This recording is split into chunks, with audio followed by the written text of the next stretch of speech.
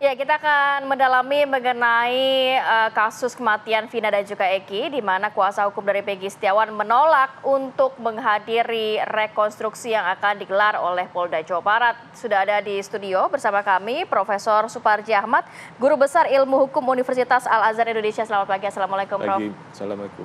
Kemudian juga sudah bergabung bersama kami kuasa hukum dari Peggy Setiawan, yaitu Ibu Sugianti Iriani. Selamat pagi, Ibu Yanti. Assalamualaikum. Selamat pagi Mbak Rati dan Mas Alfat. Ya, Bu Yanti, mungkin kami akan mendalami ke Ibu dulu. Kalau melihat ada penolakan yang dilakukan oleh kuasa hukum Peggy Setiawan nantinya untuk menghadiri rekonstruksi, apa yang menjadi alasannya, Ibu? Sejauh ini kami sampai hari ini belum mendapatkan surat undangan untuk dilakukannya rekonstruksi. Tapi kalau sampai nanti ada undangan atau pemberitahuan rekonstruksi, kami akan siap melakukan penolakan.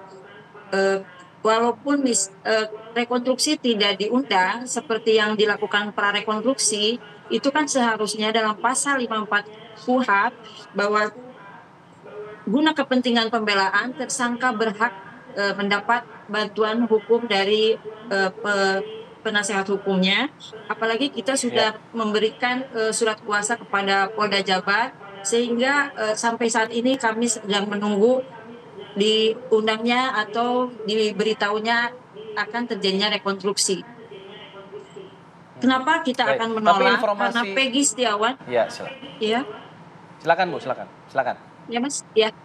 Kita akan melakukan penolakan karena Peggy Setiawan bukanlah Peggy alias Peron yang tercatat dalam DPO putusan pengadilan tahun 2017, karena di situ berbeda sekali ciri-ciri dan juga alamat Peggy Setiawan dengan DPO yang tertera dalam putusan ingkrah, dan juga Peggy Setiawan pada saat terjadinya kejadian pembunuhan Vina dan Eki di tahun 2016 di tanggal 27 Agustus tidak berada di Cirebon atau tidak berada di TKP. Itu yang menjadi alasan kami sebagai tim kuasa hukum akan menolak rekonstruksi.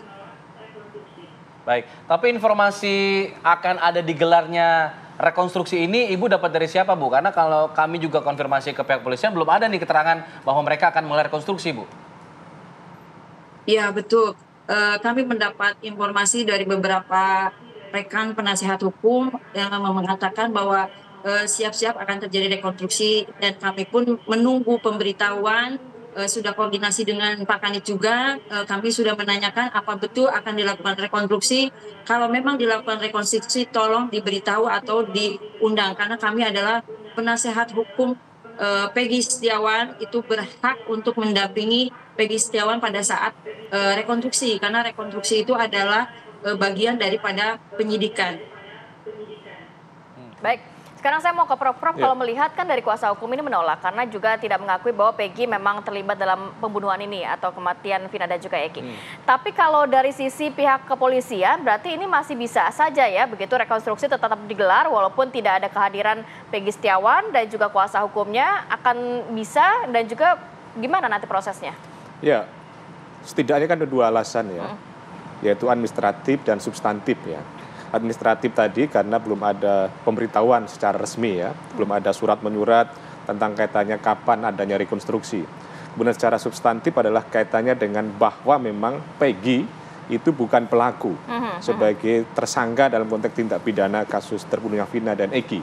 Sehingga apa yang mau direkonstruksi oleh Peggy, apa yang mau diperankan kan gitu. Karena pada dasarnya adalah bahwa dalam rekonstruksi adalah pengulangan peran yang telah dilakukan pada waktu kasus itu terjadi.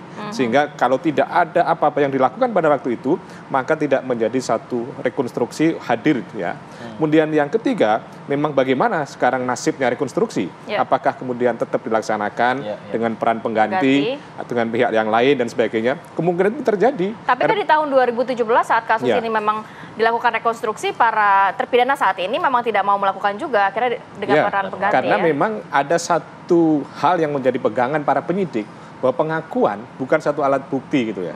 Dalam konteks KUHP tidak ada tentang keharusan adanya pengakuan, keikutsertaan dalam konteks rekonstruksi. Yang terpenting adalah bahwa sudah ada saksi, ada surat, ada petunjuk, ada keterangan ahli, ada keterangan terdakwa dalam persidangan, maka cukup untuk membuktikan adanya satu tindak pidana dan ternyata dibenarkan oleh majelis hakim. Jadi memang bukan satu masalah yang sangat fatal ya, tidak ada rekonstruksi, tidak ada kehadiran seorang pelaku dalam konteks rekonstruksi menghalangi proses penyidikan. Karena sekali lagi bisa diperankan orang lain, bahwa sekali lagi juga bahwa pengakuan bukan satu alat bukti dalam konteks satu tindak pidana. Dan inilah yang terjadi, tetapi memang akhirnya kan membuat tidak terang benderang perkara ini dan menjadi kemudian abu-abu dan menjadi misteri sampai sekarang ini. Oke, pertanyaannya gini Prof, bisakah berkas perkara ini P21 tanpa ada rekonstruksi terlebih dahulu? Bisa. Tapi usai jeda. Bisanya kenapa? Usai jeda, kita jeda dulu.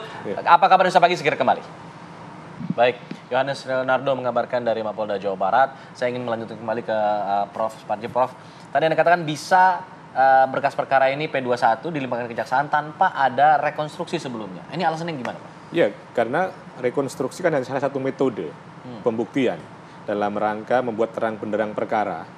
Misalnya juga ada interview kan itu, dan kemudian ada bisa juga pemeriksaan para saksi, dan salah satunya adalah dengan rekonstruksi. Dengan demikian bahwa rekonstruksi bukan satu keharusan, bukan satu kewajiban, atau dengan kata lain tanpa rekonstruksi bisa kemudian menghambat proses penyidikan atau P21.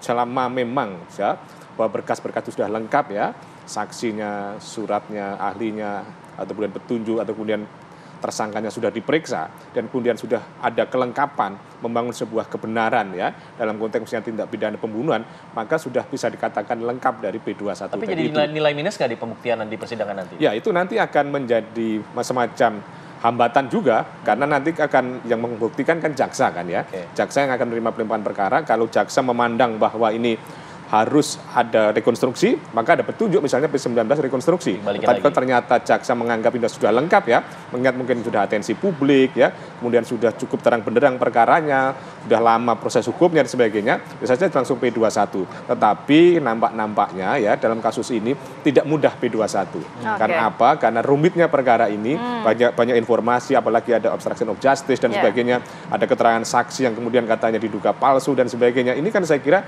jaksa juga hati-hati karena pertaruhan juga bagi jaksa ketika dalam persidangan gitu. Bukan lagi penyidik gitu ya. Baik, saya mau ke Bu Yanti. Bu Yanti juga pihak kuasa hukum kabarnya ini akan melaporkan Polda Jawa Barat ke Menko Polhukam yang dimana juga Ketua Kompolnas begitu. Apa yang akan menjadi laporan? Dan juga melihat hari ini juga dari Polda Jawa Barat akan mendalami terkait perintangan penyidikan. Seperti apa tanggapan kuasa hukum ini?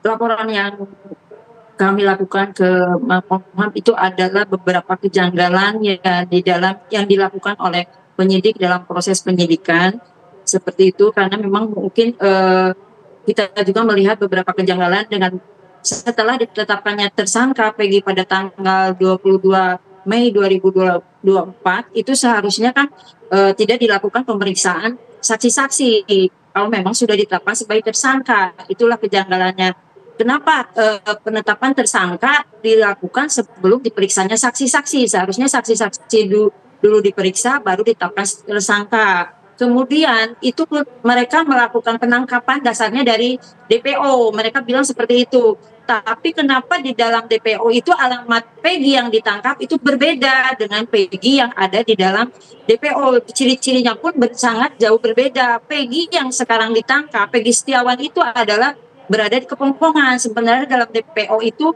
adalah di Banjarwangunan. Itulah hal-hal yang kita laporkan kepada Menko Polhukam. Seperti itu, Mbak.